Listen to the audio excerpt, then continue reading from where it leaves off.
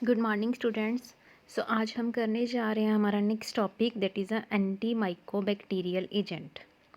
जैसे इसके नाम से ही क्लियर है, एंटी मतलब अगेंस्ट, माइक्रो होता है माइक्रो ऑर्गेनिज्म और बैक्टीरियल मतलब बैक्टीरिया। ठीक है, तो जो बैक्टीरिया मतलब माइक्रो ऑर्गेनिज्म, जो बैक्टीरिया एक माइक्रो ऑर्गेनिज्म है, उसके अगेंस्ट मतलब बैक्टीरिया से होने वाली इन्फेक्शन के अगेंस्ट हम जो एजेंट्स यूज़ करते हैं उनको हम क्या बोलते हैं? Anti mycobacterial agents. Clear? अब एंटी माइको बैक्टीरियल या इसको हम कॉमनली क्या बोल देते हैं? एंटी माइक्रोबियल एजेंट भी बोल देते हैं। Only anti microbial agents. तो इसके अंदर हम दो तरह के एजेंट स्टडी करते हैं, anti tubercular and anti leprotic. Okay, तो इन दोनों एजेंट्स के में कौन कौन सी ड्रग्स यूज़ की जाती है इनके अगेंस्ट, वो सब हम इस टॉपिक के अंदर स्टडी करेंगे। अब हमारा फर्स्ट पॉइंट है, जैसे देखो, mycobacteria are the transition form between bacteria and fungi. Mycobacteria क्या होते हैं? हमारे बैक्टीरिया और फंजाई, इन दोनों के इन बिटवीन एक ट्रांजिशन है। सो दी ट्रांजिशन का मतलब क्या होता है कि इन दोनों के इन बिटवीन माइक्रो ऑर्गेनिज्म है एक, जिसमें फंजाई और बैक्टीरिया दोनों की प्रॉपर्टीज़ हैं।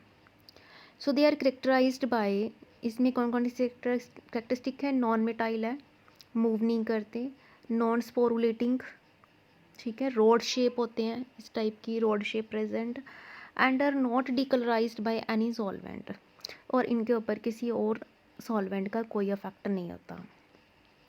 That's why they are non as acid fast bacteria. मतलब होती इसके अंदर बैक्टीरिया और फंजाई दोनों की प्रॉपर्टी है, लेकिन दोनों की प्रॉपर्टी होने की वजह हम इसको क्या बोल देते हैं? Acid fast bacteria. Okay, some species of mycobacteria are the pathogenic for man and are responsible for two important chronic diseases. कि उनमें से कुछ माइकोबैक्टीरिया ह्यूमन बींग्स के लिए बहुत ज़्यादा हार्मफुल हैं, और वो दो मेन टाइप्स के डिसीज़ कॉज करते हैं। One is tuberculosis, other is leprosy. Other name of leprosy is Hansen disease. Clear यहाँ तक? एंटी माइकोबैक्टीरियल एजेंट्स क्या होते हैं और ये किस टाइप के डिसीज़ कॉज कर सकते हैं। सो दो ही मेन डिसीज़ हैं इसकी, ट्यूबरक्लोसिस। ट्यूबरक्लोसिस के लिए कौन से एजेंट यूज़ करेंगे हम? Anti tubercular. लेप्रोसी के लिए क्या यूज़ करेंगे? Anti leprotic agents.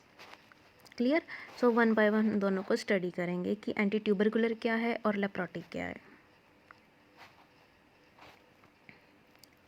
नेक्स्ट है हमारे पास,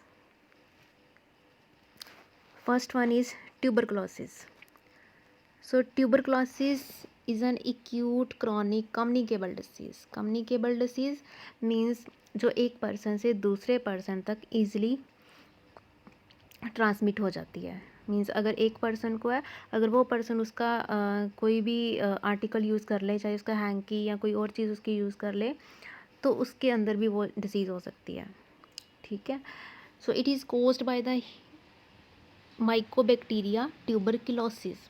कौन सा माइक्रो ऑर्गेनिज्म बैक्टीरिया इसके ऊपर एक्ट करता है? दैट उसका नाम है माइकोबैक्टीरियम ट्यूबरक्लोसिस। उस बैक्टीरिया का नाम है ये, जिसके कारण ये ट्यूबरक्लोसिस होती है।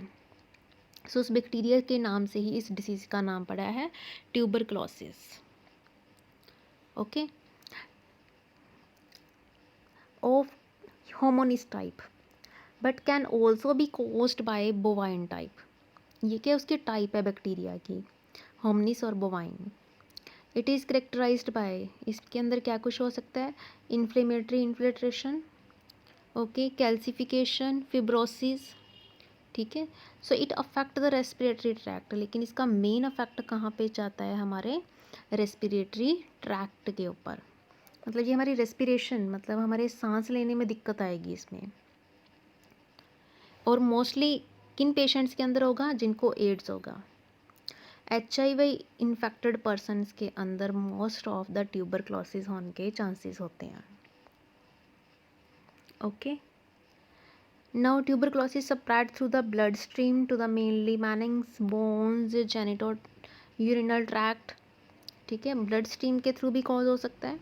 Post primary tuberculosis lead to necrosis, ulceration, cavitation to give extensive lesions. ठीक है, अगर ट्यूबरक्लोसिस हो जाए तो उसके पोस्ट प्राइमरी सिम्टम्स क्या क्या हो सकते हैं? नेक्रोसिस हो सकती है, अल्सर्स हो सकते हैं,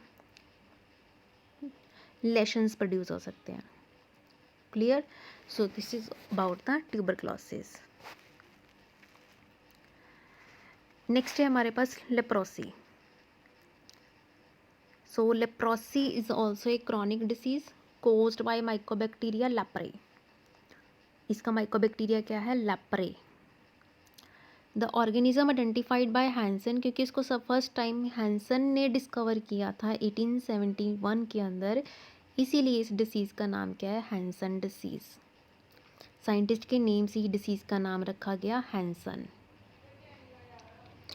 नेक्स्ट है, two forms of diseases are tuberculoid leprosy and lepromatous leprosy. Leprosy भी दो तरह की हो सकती है, ट्यूबरक्लॉइड भी हो सकती है, लेप्रोमेटस भी हो सकती है. ट्यूबरक्लॉइड में क्या होगा? Skin and peripheral nerves are involved. इसके अंदर आपके स्किन और पैरिफेरल नर्व्स, उनके ऊपर कोई इफेक्ट होगा, resulting in the motor and sensory changes in the infected area. आपकी जो सेंसरी और मोटर नर्व्स होती है ना, वहाँ पे जाके ये अफेक्ट कर सकती है ट्यूबरक्लॉइड लेप्रोसी में. लेप्रोमेटस स्किन, ये सारी स्किन से रिलेटेड है. आपकी स्किन क्या हो जाएगी? थिकन्ड हो जाएगी. ओडोमेटस, पेनलेस लेशंस अकर. आपने देखा होगा लेप्रोसी को पंजाबी में या हिंदी में वो बोल देते हैं कोढ़ की बीमारी. तो आपने देखा होगा उनकी बॉडी के आउटर लेशंस प्रोड्यूस स्टार्ट हो जाते हैं बड़े बड़े. मतलब लेप्रोमेटस लेप्रोसी मोस्टली आपकी स्किन को अफेक्ट करती है, और ट्यूबरक्लॉइड आपके साथ पैरिफेरल नर्व्स को भी अफेक्ट करती है. सो विच में become necrotic and release large number of mycobacteria. ठीक है, तो वो large number of mycobacteria produce करती है. Next, development of antimicrobial agent started when it was observed that sulphonamides are not only slightly effective on the tuberculosis. पहले इस tuberculosis को, TB को ट्रीट करने के लिए सल्फोनामाइड देते थे, लेकिन बाद में उन्होंने देखा कि सल्फोनामाइड ज़्यादा अफेक्ट नहीं कर रही है उस डिसीज़ के ऊपर. सो ये slightly structural modification of sulphonamide, इसलिए सल्फोनामाइड का स्ट्रक्चरल मॉडिफिकेशन मतलब उसके स्ट्रक्चर के अंदर कोई एक्स्ट्रा ग्रुप ऐड करके, मतलब स्ट्रक्चर सेम रखी लेकिन इसके अंदर कोई ग्रुप एडिशन कर दिया, तो उन्होंने बनाया dapsone. So it has a feeble antimicrobial tubercular activity which is most effective in the treatment of leprosy. मतलब सल्फोनामाइड की स्ट्रक्चर को मॉडिफाई करके उन्होंने डेप्सन बनाया, और डेप्सन क्या है? एक एंटी लेप्रोटिक ड्रग है जो लेप्रोसी को ट्रीट करने के लिए यूज़ किया जाता है. Clear? So this is about the leprosy and tuberculosis. Okay, our next point is classification of anti tubercular agents. So in classification, first we have anti-tubercular agents. Anti-tubercular agents में first है हमारे पास para amino salicylic acid and its analog. Para amino salicylic acid इसका example है, PAS, जिसको हम commonly क्या बोल देते हैं शॉर्ट फॉर्म में? पास. नेक्स्ट है पिरिडीन डेरिवेटिव, जिसके अंदर कोई पिरिडीन स्ट्रक्चर प्रेजेंट होगी. उसका डेरिवेटिव क्या है? आइसोनियाजाइड इथियोनामाइड. नेक्स्ट है पायराजिन डेरिवेटिव. पायराजिन डेरिवेटिव है पायराजिनामाइड. ये सारी ड्रग्स हम वन बाय वन इनकी स्टडी करेंगे. थर्ड क्लासिफिकेशन है इसकी इथाइलिन डायमीन डेरिवेटिव. इसका एग्जांपल है इथम्ब्यूटोल. और एंटीबायोटिक्स में साइक्लोसेरिन, स्ट्रेप्टोमाइसिन एंड रिफैम्पिसिन. सो ये क्या है? एंटी ट्यूबरकुलर एजेंट्स हैं जो टीबी को, ट्यूबरक्लोसिस को ट्रीट करने के लिए यूज़ किए जाते हैं. तो ये 5 टाइप्स के अकॉर्डिंग उनको क्लासीफाई किया हुआ है. ओके, नेक्स्ट है हमारे पास classification of anti leprotic agent. So in anti leprotic agent first classification है हमारी सल्फोन्स। सल्फोन्स में एग्जांपल है डेप्सन का। नेक्स्ट है थायोसेमीकार्बाजोन डेरिवेटिव्स, सेमीकार्बाजोन। नेक्स्ट है फिनेंजिन, फिनाजिन का एग्जांपल है क्लोफिजीमाइन, क्लोफिजीमाइन। नेक्स्ट है हमारे पास exhibit activity against M leprae, so इसके एग्जांपल है long lasting sulfonamide, thiacetazone, ethionamide और antibiotics like the rifampicin. Okay, so this is the classification of antileprotic agent. So antileprotic agent 3 main types के हैं, sulfones, thiosemicarbazone और phenazine. Okay, so this is the classification of the antileprotic drugs. Clear? So this is all about our topic. So आज हमने only introduction किया है कि anti tubercular agents कौन से होते हैं, एंटीलेप्रोटिक एजेंट कौन से होते हैं, और दोनों को मिला के हमारा एजेंट बनता है एंटी माइकोबैक्टीरियल एजेंट। फिर हमने पढ़ा एंटी ट्यूबरकुलर क्या एजेंट क्या होते हैं और वो किसको ट्रीट करने के लिए यूज़ होते हैं। तो हमने पढ़ा कि वो ट्यूबरक्लोसिस को ट्रीट करने के लिए यूज़ किए जाते हैं, और फिर हमने उसका क्लासिफिकेशन पढ़ा कि कौन कौन से एजेंट को हम यूज़ कर सकते हैं ट्यूबरक्लोसिस को ट्रीट करने के लिए।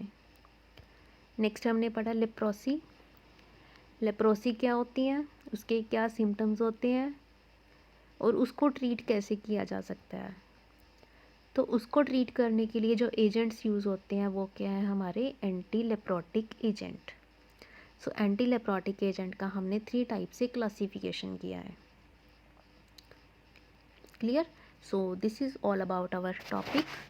इसका जो नेक्स्ट है कि 1 बाय 1 इसकी जितनी भी ड्रग्स हैं सारे एजेंट्स की, वो हम 1 बाय 1 स्टडी करेंगे।